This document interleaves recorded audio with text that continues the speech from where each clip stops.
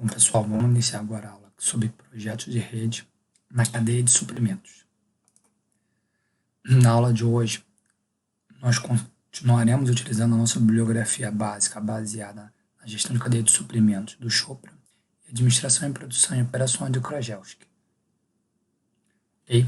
Os objetivos de aprendizagem da aula de hoje dizem respeito a compreender o papel das decisões do projeto de rede em uma cadeia de suprimentos, identificar os fatores que influenciam as decisões de projeto da cadeia de suprimentos, desenvolver um modelo para tomar decisões de projeto e usar a otimização para as decisões sobre localização de instalações e alocação de capacidade. Ou seja, resumidamente, a aula de hoje ela vai mostrar tudo aquilo que deve ser considerado na hora de tomar a decisão para se determinar forma, tá?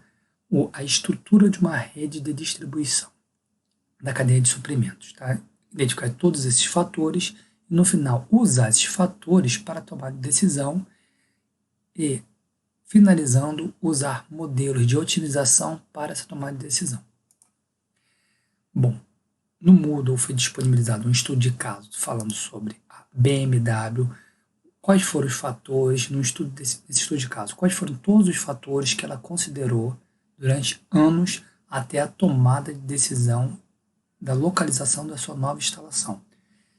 No estudo de caso mostra, por exemplo, que ela demorou 3 anos para a tomada de decisão da localização. Isso é importante ressaltar, porque a tomada de decisão de uma instalação é uma decisão estratégica, é uma coisa que vai levar para 40, 50 anos na indústria. Então, deve ser muito bem pensada e analisada. Então, vamos lá. Papel do projeto de rede.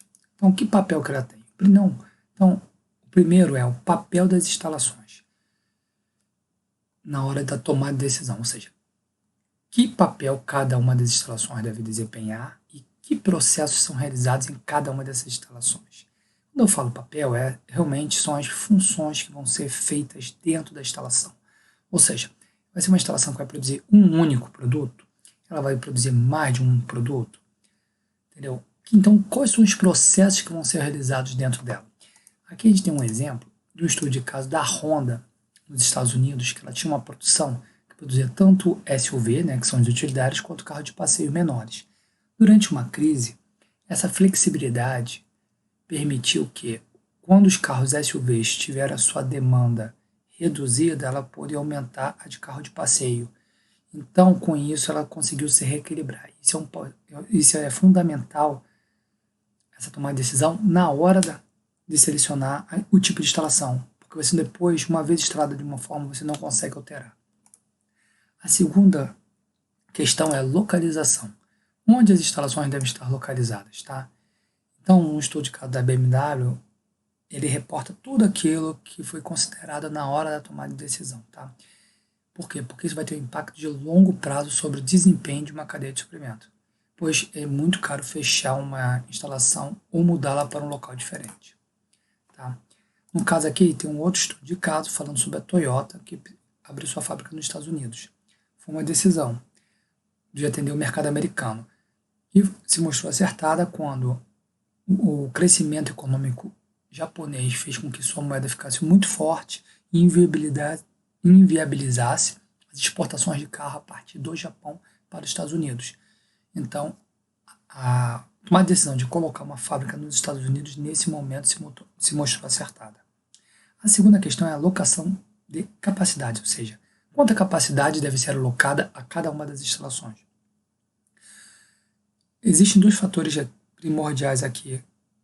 A questão de não pode uma fábrica ser subdimensionada de forma a não ter a responsividade esperada pelo cliente, ou seja, produzir muito pouco. Ou nem pode ser superdimensionada de forma a ter um excedente e com isso reduzir suas margens de lucro ou pior, começar a dar prejuízo. Então, essa alocação de capacidade deve ser alterada mais facilmente do que a localização. Mas decisões sobre capacidade tendem a permanecer imutáveis por vários anos. Ou seja, por mais que você consiga mudar um pouco a capacidade de produção, ou seja, você coloca um terceiro turno, terceiriza uma parte da produção, mas você não consegue ter uma flexibilidade tão alta. Okay? Tem uma flexibilidade maior do que a localização, mas não é tão grande assim. Tá? E aqui é a questão de pouca utilização ou muita utilização, entre subdimensionada ou superdimensionada, conforme eu expliquei. Alocação de mercado e suprimentos. A que mercados cada instalação deverá atender? Que fonte de suprimentos deve alimentar cada uma das instalações? Então, aqui, toda a fábrica deve ser pensada a quem se destina, qual é o seu público-alvo. Okay? E, da mesma forma, se vai ter fornecedores ao redor que forneçam a matéria-prima necessária. No caso aqui, tem um outro exemplo de 97, na fábrica da Toyota, quando o mercado asiático entrou em recessão, ela acabou se tornando superdimensionada, porque a sua produção não estava sendo consumida, e ao mesmo tempo ela não tinha flexibilidade adequada para poder fornecer para os outros mercados no mundo que estavam com excesso de demanda. Tá? Então, a questão de mercado que vai atender é fundamental na hora da seleção da nova instalação a ser produzida.